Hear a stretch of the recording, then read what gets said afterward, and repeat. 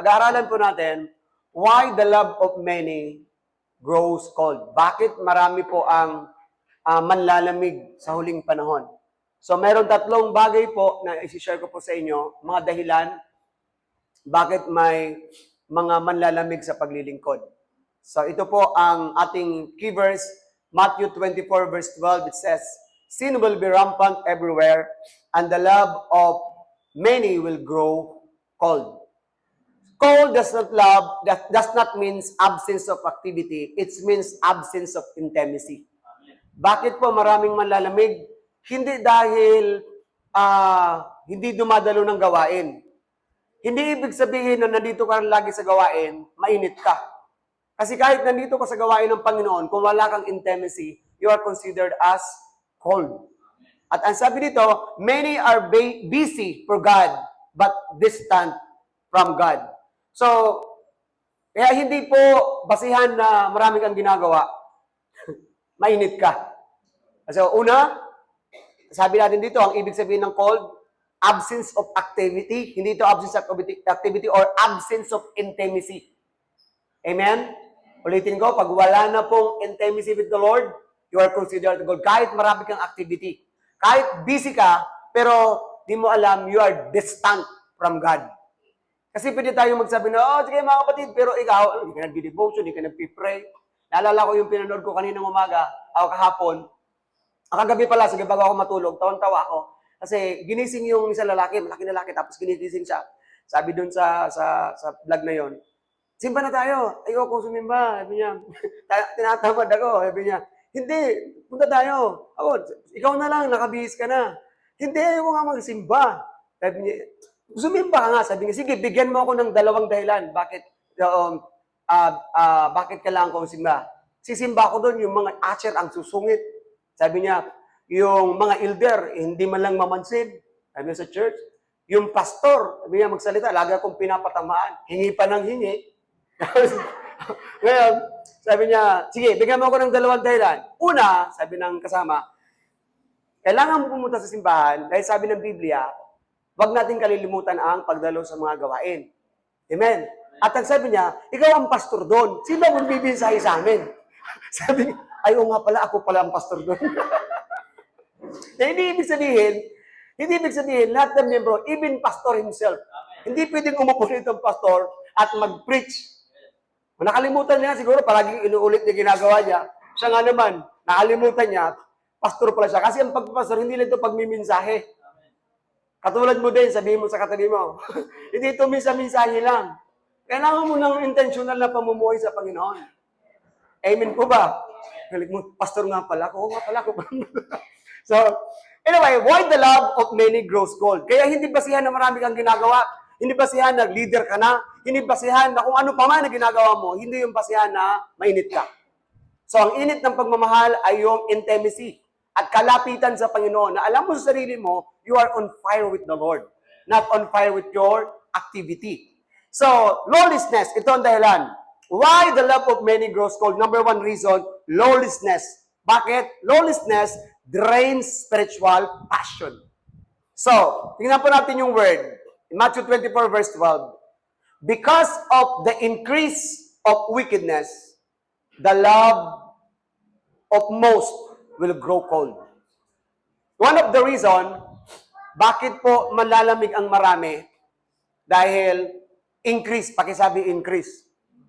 Hindi increase of intimacy, increase of wickedness. Dahil sobrang kasamaan, so manlalamig ang marami. Sin always promises freedom. Tandaan po yan. Yung kasalanan ay laging nag-iimbita ng kalayaan. Si Adan at si Eva, inimbitahan ni Adan, ni Satanas. Sabi ni Taning, alam mo ba kung magiging katulad ka ng Diyos? Di ba? Magagawa mo na, para bang gano'n, unlimited ka na. Oh, maganda yun na. So, wala namang word na unlimited doon, exaggerate ko lang. So, ibig sabihin, sabi niya, parang magandang maging katulad ng Diyos. Yeah, so, ibig sabihin, parang nagbigay sa kanya, pero hindi niya alam ang katayuan niya. He's like God. Kasi he's created in the image of God. Pero kaso nga lang, hindi niya alam yung kanyang katayuan kung sino siya sa harap ng Diyos. Maraming Kristiyano, hindi niya alam ang katayuan niya sa Diyos, kaya dinadaya ng kaaway. Amen. So, ngayon, ito po, sin always promises freedom, but produces distance from God. If you try to have freedom away from the Lord, alam niyo po, yung freedom from the Lord ay access para lumapit sa Kanya. Yung freedom from the world, ito po ay inilalayo ka sa Panginoon. Akala mo freedom, pero yung pala ay pagkalayo sa Panginoon. Intimacy dies where obedience is ignored. Pag nawala na po yung obedience mo kay Lord, pag na-ignored mo na yung pagsunod mo kay Lord, sigurado yung intimacy mawawala. Hello, are you there? In Judges 16:20, ito po ang halimbawa ng isang tao na nagpadala po sa lawlessness. Nagpadala po sa compromising. Si Samson ay isang alam nating, isang anointed na tao. He was anointed by the Lord with strength. Amen. In-anoint siya ng Diyos, he is the, sabi natin, sa pinakamalakas na tao na nabubuhay sa mundo because of the anointing of the Lord. Pero dahil po sa kanyang pag-compromise sa isang babae na ang pangalan ay I saw the light in the light of the window. Oh, Delilah pa. Ni Delilah. Isang babaeng napakalakas, pero isang babae lang ang tumalo. Amen. Kaya yung anointed preacher, isa lang katapat. Isang babaeng maganda. Yung anointed leader, isa lang ang katapat mo. Anointed na, lahat anointed, mga members, isa lang ang katapat natin kung tayo ay magwawalang bahala. Mga babae, isa lang ang katapat nyo, gwapong lalaki din. Siyempre, may kabaliktaran. Amen. So, sa madaling salita, ito po si Samson. Isang araw dahil sobrang pagmamahal niya kay Delilah, isang unbeliever na babae, hindi po nakilala sa Panginoon, hindi Israelite. So, natukso si Samson na magkagusto kay Delilah at sa madaling salita, si Samson po ay nahumaling o naharuyo kay Delilah. At ang nangyari po, ito po ang nangyari. Dahil yung sekreto niya, kasi sabi, wag na wag mong ipapuputol ang buhok mo. Si pinaputol mo ang buhok mo, yun ang, kasi Nazarite siya. Pag sinabing Nazarite, is yung tao na mayroong vow and devotion sa Diyos. Yun ang ibig sabihin ng Nazarene. Yung mayroong kang panata, yun. Sa madaling salita, mayroon siyang panata. Na maglalaki siya na hindi niya kailanman papuputulan ng kanyang buhok. So, balit, eto maraming beses nag-try si Delilah na gustong putulin ng buhok, pero lagi siyang hindi sinasabi ni Samson. Sa kalaunan, bumigay din si Samson. Na-compromise si Samson. Lawlessness. So ito nangyari. Then she cried out, Samson, the Philistines have come to capture you. Then he woke up and he thought, I will do as before and shake myself free, but didn't realize the Lord had left. Ano ang nangyari sa ginawa niya? Compromise. Yan ang nangyayari sa isang leader na kahit gaano mo ka on fire, isang pastor na kahit mo ka anointed, isang compromise lang ang katapat mo. Delilah lang. Mga babae, isa din ang katapat nyo. Isang guwapong lalaki lang. Guwapong Samson na walang anointing. Okay? Puro guwapo lang ang pinapakita. Walang Diyos. So, tinan mo natin. Ayan. Nalaman niya na lang, wala na siyang, ibig sabihin, wala na ang Panginoon. Hindi na siya sinamahan. Bakit? Compromise. So, ngayon, anong ibig sabihin nito mga kapatid? Lawlessness is like a leak in a fuel tank. Para siyang tangke. Kung mayroong ang motor, naalala ko yung motor ko dati, nabutas hindi ko na malaya na may butas pala ang tangke. At sabi ko, kalalagay ko lang ng gasolina, pagdating namin sa Masbate, hindi pa ako nakasapol ng Masbate, 150 ang aking kinarga, andyan pala, sabi ko, bakit nahubsan ako? So, pagtingin ko, may butas ang tangke. So, ang isang tao na sa Panginoon, kapag mayroong butas, nabutasan ka spiritually, katulad ni Samson, nabutasan ng kanyang spiritual, dahan-dahan po. Kaya nga sabi natin, lawlessness drains spiritual life. Hindi mo siya hindi agad-agad mauubos, dahan-dahan. So, ngayon basahin po natin to. Even if you keep filling with worship, kahit anong pagpapanggap mo dyan, kanta ka dyan, pag mayroong kang butas spiritually, kahit anong attend mo ng church service, punuan mo ng linggo, ubusin mo lahat ng gawain, nasa prayer meeting ka, lahat ng gawain nandun ka, pero pag may butas ka, di mo mapansin, bakit parang kumpleto naman ang gawain, may cell group naman ako, worship leader naman ako, pero bakit nakakaranas ako ng burnout? Bakit nakakaranas ako ng kahinaan? Kapatid, baka may butas ka. The passion keeps draining because leaking your spiritual strength. Baka meron kang leak. Pag sinabing leaking, sabi sa katakin mo, may tagas ka. At alam niyo po yung kahit anong lagayan, kahit anong lagay mo dyan, pag may butas yan, kahit punuin mo yan, mauubos yan. Kaya kapag may butas ka, ito po ang indication. Blessed na blessed ka. Amen? Active na active ka. Pero bakit paglipas ng isang linggo, pagdating na naman linggo, masimba ka, diba? Active na active ka, pero pagdating ng linggo, parang tinatamad ka. May leak, pero pala butas. Sabi sa katakin mo, ayaw kalimot na leader ka. Music team ka. Siguraduhin mo, baka may butas. So, ngayon, ito po, see, if you want to love, burn again. Kung gusto mo ulit na magkaroon ng apoy, gusto mo na mawala ng tagas ang spiritual life mo, totally mag-bless ka talaga, walang leaking. So, ito ang gagawin po natin. Close the door of the lawlessness. Saan ba nanggagaling? Saan ba nanggagaling ang butas na yan? Alamin mo. Kasi kahit, sabi nga natin, katulad sa finances, kahit ang dami mong multiple sources of income, kung mayroon kang butas, sisiguraduhin ko sa'yo, walang matitira dyan. Anong gagawin mo? Close the door. Hanapin. Close the door kung saan yung butas. So, pangalawa, confess your sin and name it. Alam niyo po yun ang gagawin. Pag identify kung saan yung leak mo spiritually. Then kapag nalaman mo, dahil alam mo naman, wala namang, hindi ka naman pwede magsinungaling. Alam mo kung saan ang butas mo. Ito lang gagawin mo, aminin mo kay Lord. Lord, ito po, si Delilah talaga, Lord, si Delilah. Name it! Alam niyo po wag yun, Lord, alam mo mahina ako. So, alam ko ni Lord. Pero, name it. Kasi pag pinangalanan mo, ibig sabihin, natitrigger. At pag na-trigger yun, ibig sabihin, magkakaroon ka ngayon ng conviction na umalis doon. Hello? Name it. Pangalawa, repent and cut off the source. Saan ba nanggagaling? Putulin mo. Putulin mo kung saan yung pinanggagalingan ng spiritual leak mo. Pangatlo, return to your obedience. Simula muling sumunod sa Panginoon. Kasi alam niyo po, ang leaking na yan, spiritual leak, yun ang dahan-dahang pumapatay sa spiritual life mo. Dahan-dahan ang pag-disobey mo kay Lord, pagtigas ng puso mo, hindi ka na nag-pray, nag-devotion, yun pala ang pinanggalingan. Restore your prayer and devotional life. Yun ang sagot. Restore.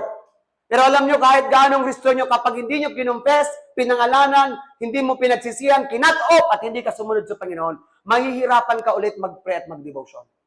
Kaya ang step na gagawin mo ito, confess, name it, repent, cut off the source, return to your obedience, then restore your prayer life.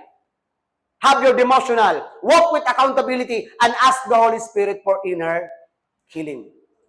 Lord, help me, Lord. Cleanse me, Panginoon. Ito po talaga ang kahinaan ko. Aminin po natin. Wala pong nagtatagumpay sa taong mayabang. At ang sabi ng Lord, ang sino mang nagmamataas ay aking ibabagsak. At ang sino mang nagpapakababa, aking itataas. O ba't ka naman titigas pang ulo mo? Kung yun naman palang paraan ng Panginoon, aminin mo na. Sa pag-amin may paglaya. Sa pag-amin may pag-mature. Sa pag-amin mayroong paglago. Kasi don't pretend. Hypocrisy will not grow you. Well, instead, it will drain your spiritual life. Amen po ba? So, pangalawa, why the love of many grows cold? Number one, because of lawlessness. Ano ginagawa ng lawlessness? Drain. Ano yung lawlessness? Spiritual leaking. Saan nagsisimula ang spiritual leaking? Compromise. Amen. Okay. Pangalawa, losing your first love leads to losing your discernment. Kapag nawala na po ang first love mo kay Lord, naranasan ko to, ang hirap. Kapag nawala ang first love mo kay Lord, it will lose your discernment.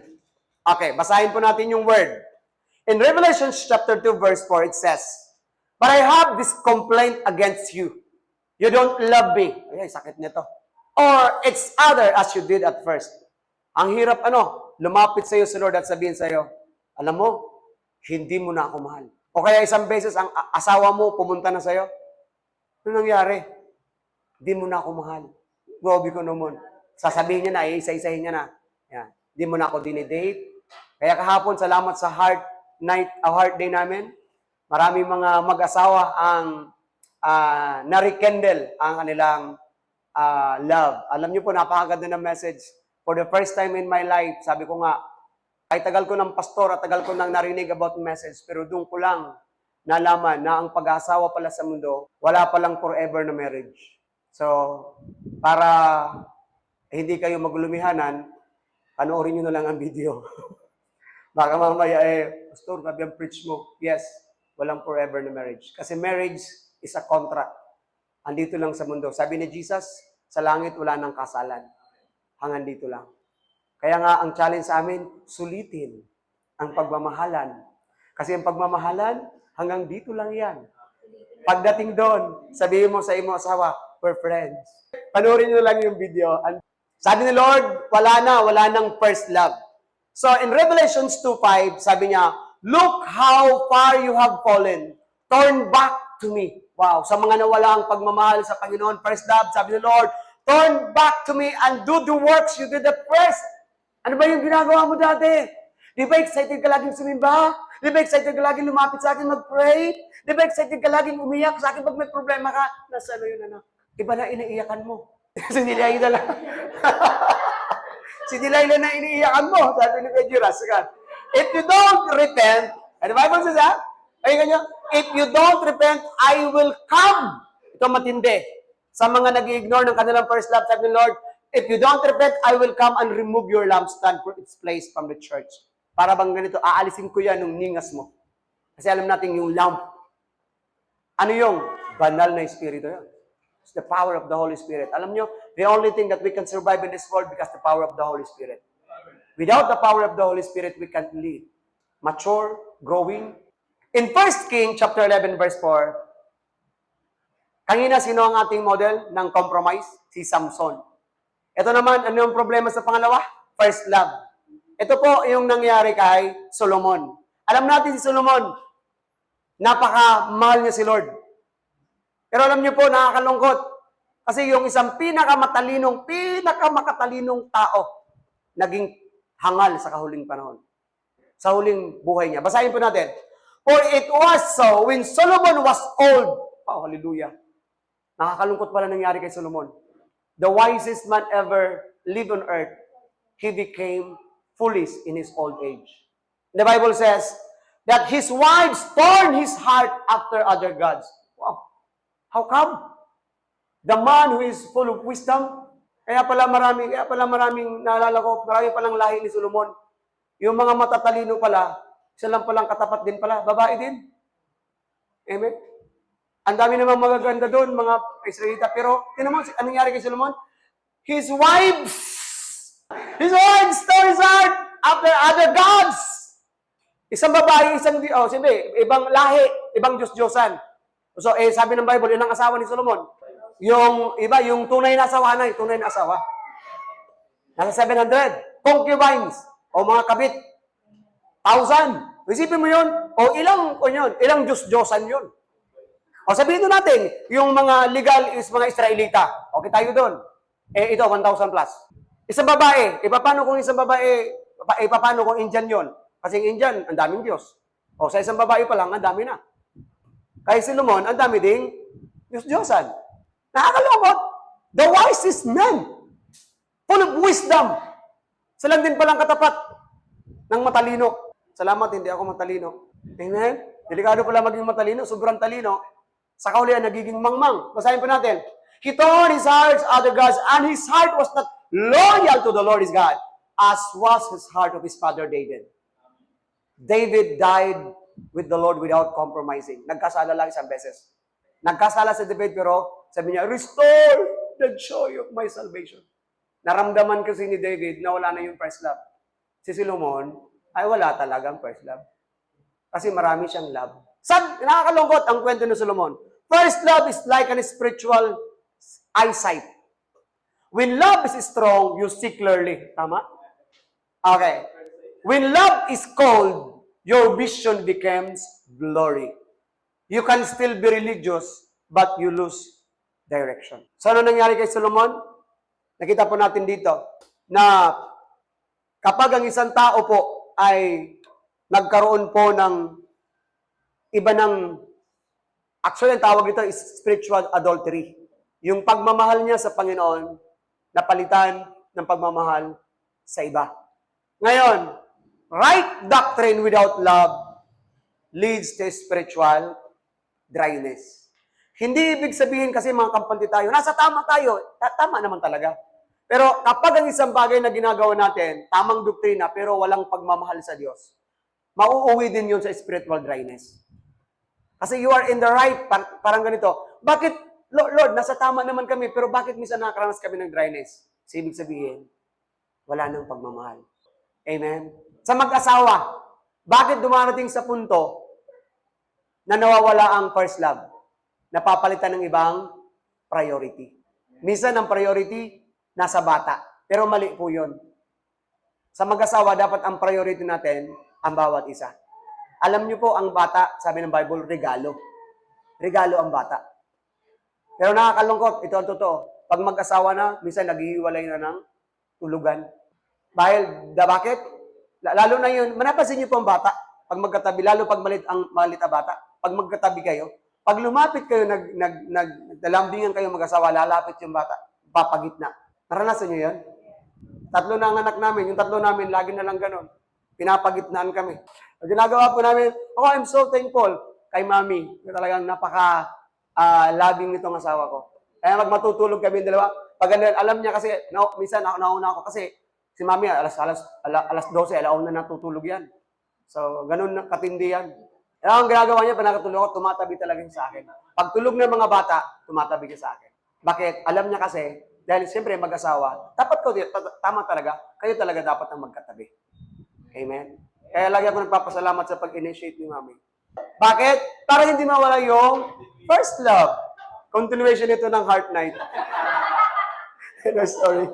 So, right doctrine without love leads to spiritual dryness. So, dapat yung pagmamahal. Kaya, sa mga mag-asawa na hindi nagdi-date, mag-date ulit kayo.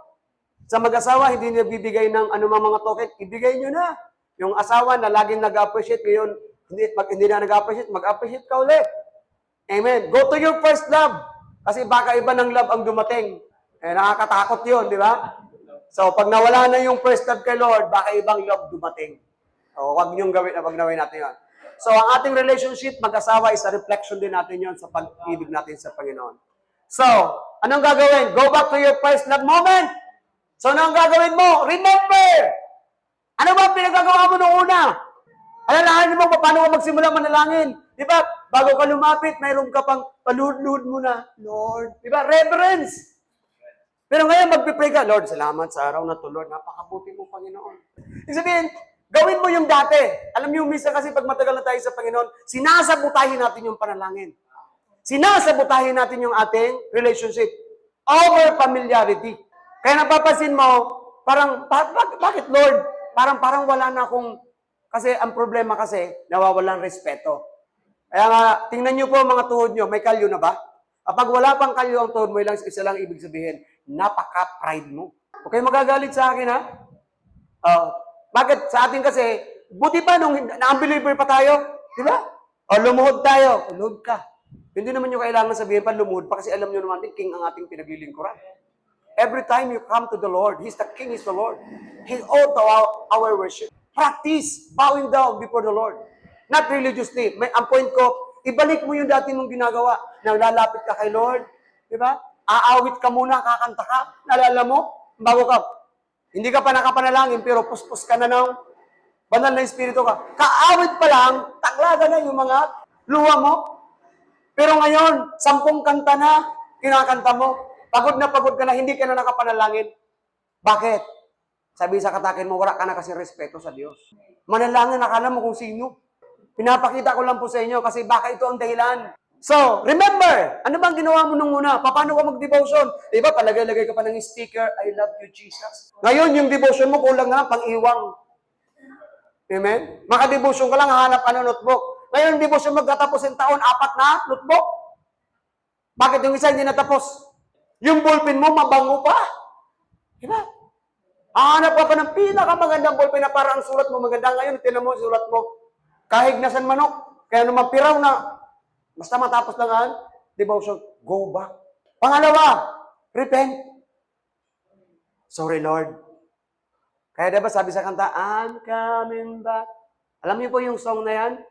Isang sikat na mga nunugtog, isang Amerikano, na dumating sa punto niya sa kasikatan niya. Hindi niya na maramdaman yung lapit niya, although he's a worship leader. Kaya nagawa yung kanta na yan. Na ang tunay na presensya, wala sa awitan, na kay Lord. Return to your first work. Ano ba yung mga pinagagawa mo nung una? Sumasama ka sa Bible study, sinasamahan mo si pastor, ngayon wala nang kasama si pastor. Mga music team, lagi makasipra, ngayon wala na sipra-sipra. Mga song leader, kung kumanta, may raos lang ang linggo. Go back to your first love. Di ba bago ka kumanta dito, kumakanta mo muna sa buhay, nag-worship ka muna. Madaling araw, nag-pray ka kasi piniprepare mo ang sarili mo. Dahil magsusungid ka. Di ba? Pagkatapos sa simba, wow! Kaya sabihin mo, bakit kundi ang dumadalo, kasama ka doon sa problema? Remove your spiritual competitors. Ano nagiging dahilan ng ating cold first love? Cellphone, Facebook, YouTube, TikTok. Wala nang tayo mag-devotion, pero ayun, upos ang oras ha, naka-scroll. Grabe pa, comment pa, grabe ka. I'm so blessed sa devotion mo, brother ko siya, devotion. Hindi ako nanunumbat ha, pinapakita ko lang po sa inyo ang realidad. Sabi sa katakin mo, hindi ikaw yun. Yeah, okay. Para wag ka magalit. Amen? So, spend quiet time with Jesus. Huwag niyo pong pupunan ng maraming activity. Kasi kahit gaano karami ng activity without having time with Jesus, close your door. Kung wala kang door, kung wala kang room, go out, find a place. Alam mo dati, naalala ko, kaya gusto ko talaga ibalik kasi nasa room na ako ngayon. Dahil lang, andyan ako lagi sa room, andyan ako. Pero madalas, malamig nga naman, maulan. Andyan talaga ako sa pier. Pag wala akong time sa bahay, pag alam ko medyo matao sa bahay, doon ako nag-spend. Naglalakad ako. Kunwari, nagja-jogging, naglalakad. Pero nakikipag-usap ako sa Panginoon. Spend quiet time with Jesus. Simulan mo ulit kahit 15 minutes per day with authenticity. Amen. With totoo. Hindi, marami kang ang oras kung ano naman pinagagawa mo sa room. Kahit maiksing oras pero totoo. Amen. Ask the Holy Spirit to rekindle your fire. Alam niyo po, huwag niyong patigasan ng puso niyo. Pakinggan niyo yung sinasabi ko sa inyo, we're in the last days. Pag hindi niyo po ginawa itong ginagawa ko, sabihin ko, titigas ang puso niyo. So, sometimes, hindi mo mararamdaman agad. Pero habang consistent mo ginagawa, may babalik mo ang first love mo. Go back to your first love. Go back to your first love. I'm so happy. Alam niyo po ngayon, at dumating din sa punto sa buhay ko na, lalo na yung mga nasa Lukban pa ako, dito ako, dumating sa punto sa buhay ko na, din ako na-excite. Parang katulad ako ng pastor. Ay, pastor pala ako, magpe-preach pala ako. Pero salamat po. Ngayon, I'm so thankful. Kasi everyday, I'm so excited. Pag pumunta ng church, I'm so excited. Makita mga kapatiran, kumanta, tumugtog, I'm so excited. Na I'm not doing it religiously, but I do it wholeheartedly for the Lord. Without regret. Kaya sabi ko, Lord, alam ko, when I pass away, wala akong i-regret kasi I've done my best to the Lord. Number 3, why the love of many grows cold? Number 3, friendship with the Lord weakens love for God. Alam niyo ba, ang pakikipagkaibigan sa mundo o sa mga taong makamasanlibutan ay nagpapahina ng ating pakikipagkaibigan o pagmamahal natin sa Panginoon. So basahin po natin ito. James chapter 4 verse 4. You adulterous people, don't you know that friendship with the world means enmity against God? Therefore, anyone who chooses to be friend of the world becomes enemy of God. So, anong tawag doon sa mga tao na ipinagpapalit si Lord sa mga bagay na makamundo? Adulterous. Ano sa Tagalog ang adulterous? Pangangalunya. And 2 Timothy 4:10, kanina pinag-usapan po natin si Solomon sa 1 Sa compromise, sino yon? Si Samson. Ano yung compromise? Lawlessness, spiritual leaking. Solomon, anong kaso niya? He lost his first love. Bakit? Natangay siya ng napakaraming babae sa huling kapanahunan ng kanyang buhay. Nawala yung kanyang pagmamahal sa Panginoon at pinagpalit niya sa mga kababaihan. At ito naman, yung ating halimbawa po ng tawag nito, ng friendship with the world. Sa Bible po, mayroon pong kaibigan si Timothy na ang pangalan po Paul na si Demas. For Demas has forsaken me, having loved this present world, and has departed from Thessalonica, Crescens for Galatia, Titus for Dalmatia. Mayroon pong kasama si Pablo na isang masigasig na leader. Kasama niyang mag-Bible study, kasama niyang mag-preach about the kingdom of the Lord, pero nakakalungkot si Demas dahil pinili ni Demas ang mga bagay na makabundok. So, si Demas po ay andun siya, pero ang problema niya, pinagpalit niya si Lord sa mundo. So, anong ibig sabihin natin mga kapatid? Demas was part of Paul's ministry team, saw miracles, heard preaching, served the gospel, but Demas chose the world. Ano po ang pinili niya? Pakikipagkaibigan sa mga bagay na makamundo. Pinagpalit niya si Lord sa mga kamunduhan. So, anong ibig sabihin nito mga kapatid? Ano ang gagawin para makalaya sa friendship with the world? Tagalog na to. Okay, number 1, ang gagawin mo, aminin mo at i-confess mo, Lord, patawarin mo po ako. Alam niyo po ang magandang kanta nito? Gaya ng dati. Alam niyo yung song ng ating kapatid na si Brother Gary? Panginoon, ako'y nabulag ng mandarayang mundo. Ako'y gamitin mo gaya ng dati. Bakit? Totoo. Marami tayong kasamahan sa church na wala. Nadaya. Hindi siya nadaya ng babae. Hindi siya naharuyo kay Delilah. Hindi rin siya naharuyo ng napakandang sandamakmak na babae katulad ni Solomon. Pero alam mong katapat niya, bagay na makamundo. Maring inuman, barkada, bisyo, addiction, yun yung mga bagay na pwedeng lumayo sa atin sa Panginoon. Putulin natin. Ano yung connection na yun? Ano ang connection na bakit nalalayo ka kay Lord? Ano yung mga makamundong bagay na yun? Putulin mo. Sabi, kapag hindi mo pinutol yun, tutuloy-tuloy yan. Palitan mo yung desire mo. Siyempre, ibig sabihin ng replace, hindi ko mong alisin. Kasi yung desire, lumiis lang yon. I-replace mo, ibalik mo. Kasi pinalitan naman ibalik mo. So, ano pa? Piliin mo ang holiness every day. Dati, puro karumalduman, mga kalukuhan, palitan mo, balik ka sa kabanalan. Magkaroon ng accountability. Stay in the Word. Renew your mind. Pray for deeper love for Jesus. Alam niyo po mga kapatid, sa huling panahon, ito po ang kailangan po natin. Marami pong mag-aagaw sa ating atensyon. So, you cannot love darkness and stay burning for light. As I close, mga kapatid, the world loses its power when Jesus become your greatest pleasure. Alam niyo po, totoo yun. Gusto mo po na maging masaya for the rest of your life? Choose Jesus to be your pleasure. Yung baga, ang kagalakan mo andito kay Lord. Pag lahat ng kagalakan mo nandito kay Lord, praise God, walang anumang bagay na pwedeng kumuha sa'yo sa Panginoon. Amen po ba? Okay, why the love of many grows cold? Number 1, lawlessness. Ano yung lawlessness? Compromise. Ano yung compromise? Spiritual leak. Kaya huwag ka magko-compromise. Amen po ba? Baka matulad ka kay Samson, mawalang anointing mo because of your compromising. Pangalawa, losing your first love leads to discernment. Katulad ni Solomon, napakatalinong tao, pero nawala po ang kanyang spiritual discernment dahil po sa mga kababaihan. Don't lose your discernment. Huwag niyo pong ibabargain ang anointing na binigay sa inyo ng Lord. Pangatlo po, friendship with the world weakens for love of God, love for God. So, katulad ni Demas, na tumalikod sa Panginoon, ipinagpalit ang Panginoon. Huwag na po natin siyang gayahin.